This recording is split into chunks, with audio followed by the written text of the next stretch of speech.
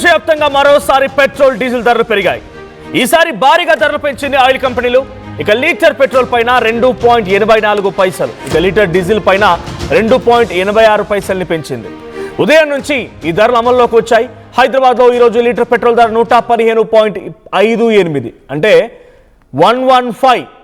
ఇంకొక 5 రూపాయలు అటు ఇటుగా పెరిగే అవకాశం ఉంది అప్కమింగ్ డేస్లో. ఇక ఓవరాల్గా 120 కొట్టే అవకాశం ఉంది పెట్రోల్ ప్రైజెస్. ఇక డీజిల్ విషయానికి వస్తే 103 రూపాయలు ఉంది ఈరోజు హైదరాబాద్లో. ఇక విజయవాడ విషయానికి వస్తే విజయవాడలో 117.19, అటు విజయవాడలో లీటర్ డీజిల్ ధర 104.88.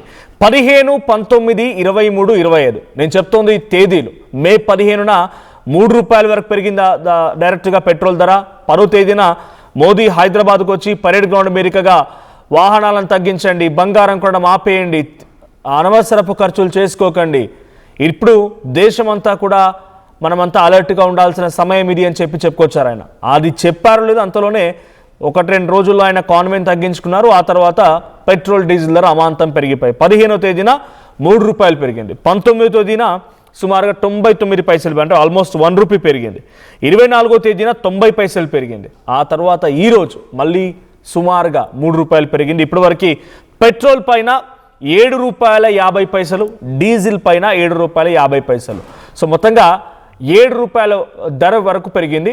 నిన్నటి వరకు 112 రూపాయల వరకే అందుబాటులో ఉన్న పెట్రోల్ ఈరోజు హైదరాబాద్ నగరవాసులు, హైదరాబాదే గారు తెలుగు స్టేట్స్లో మోస్ట్లీ ఇటు తెలంగాణ వైపు చూస్తే 115 రూపాయల 58 పైసల వరకు పెట్రోల్ దొరికింది. అది విజయవాడ, వైజాగ్ ఆ ప్రాంతాల్లో ఏపీలోని కొన్ని జిల్లాలో చూస్తే కనుక 117 రూపాయలు పెట్రోల్, 117.19.